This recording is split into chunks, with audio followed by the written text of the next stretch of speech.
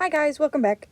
Alrighty, I'm going to be looking at problem number 6 on the review, and I'll teach you guys a sneaky little trick that'll make this a little bit easier to add.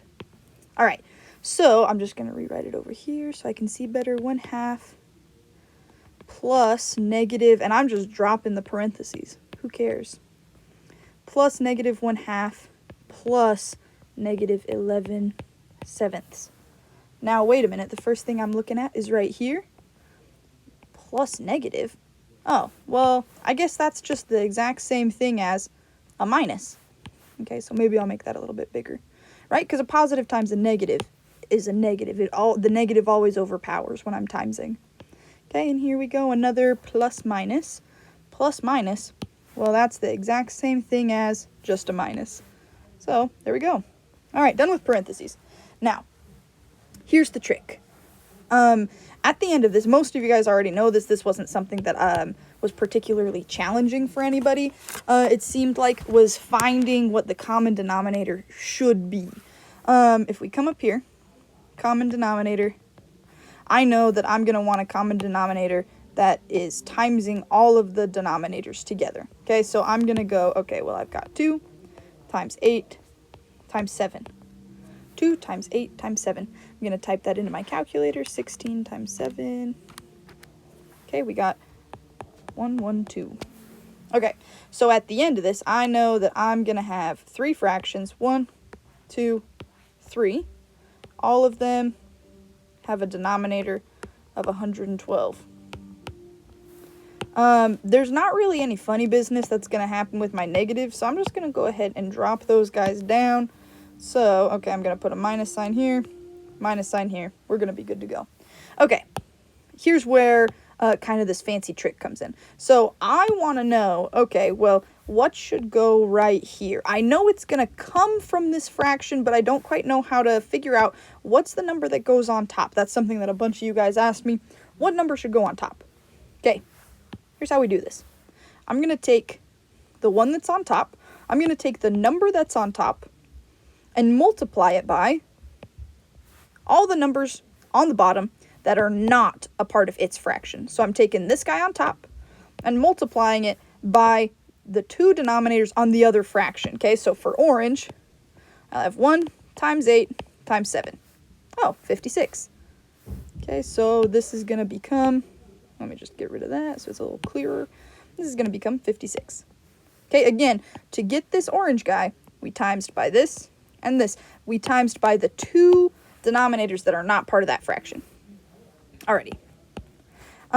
Now, let's go for this guy, the 7. Alrighty, so the 7, I know that I need to figure out, okay, well, what's going to go right there? I know it's going to come from this fraction. Again, what I'm going to do here is, okay, the 7 is a part of this fraction, so I'm going to take the 7 times the 2 denominators that are not a part of this fraction. Not that guy. Okay, so I take whatever's on top and times it by the 2 that are not part of that fraction, the 2 denominators that are not part of that fraction. Okay, so here I'm going to have, let me get rid of some marks here so it's a little, well, actually, no, I want those. No, I don't. Okay, so we're going to come down here and we've got 7 times 2 times 7. Again, all I did here was the one on top times the 2 that are on bottom. Okay, the one on top times the 2 that are on bottom that don't match, okay, that are not part of the same fraction. So 7 times 2 times 7, let's see what that is. Very cool. All right, I'm getting 98 here. 98. Let me go ahead and erase this circle so it's not so confusing. Here we go. There we go. Alrighty, and we got 98. Okay, finally, let's use pink. Okay, I want to figure out, okay, well, what number should go right here?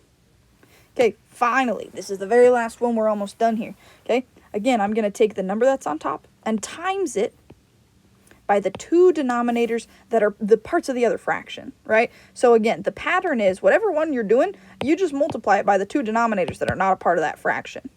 Okay, so here we go. Let me get rid of this guy. Okay, and right here, I'm going to have 11 times 2 times 8. Let me type that into my calculator. Okay, and I'm getting 176. Very cool. Alrighty, now on my calculator, I'm going to type these guys, or excuse me, I should say these guys. I almost forgot my negatives there. Into my calculator. I know that my common denominator is going to stay the same. So on the bottom here, I'm going to have 112, 112.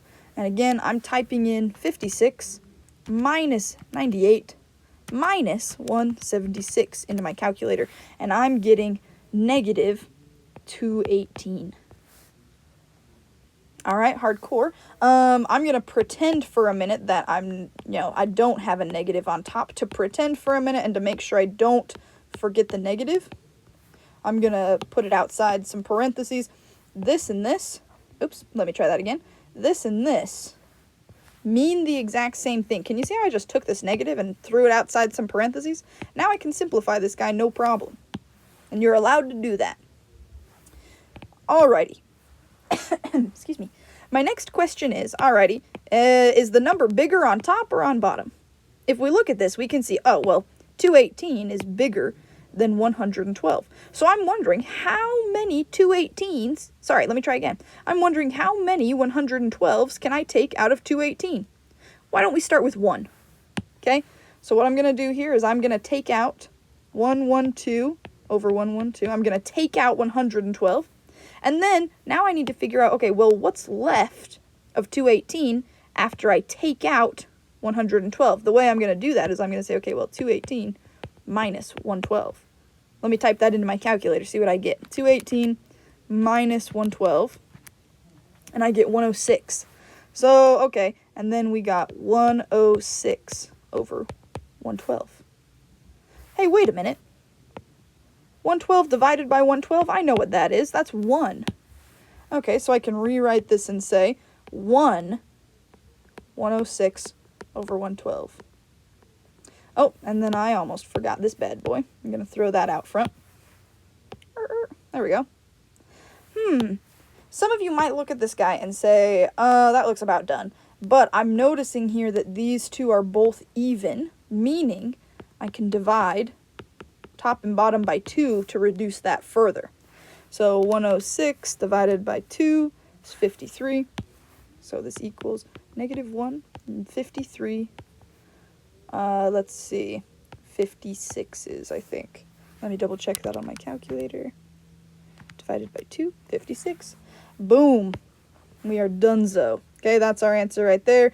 53 and 56 don't have anything that goes into each other as far as I know. And there we go. So again, the big trick here, okay, the part that makes this a lot easier is, okay, to find the number that goes on top, I'm going to take, okay, whatever number's on top and multiply it by the 2 numbers that are on the bottom of the other fractions. Again, I take the number that's on top and multiply it by the 2 numbers on the bottom of the other 2 fractions. Whatever number's on top multiplied by the 2 numbers on the bottom of whatever other fraction. So try this on your own. If you've already turned in your review, that's great. Make up a couple more problems. Give them a try. If you have any questions after watching this video, please come see me. I'd be happy to help.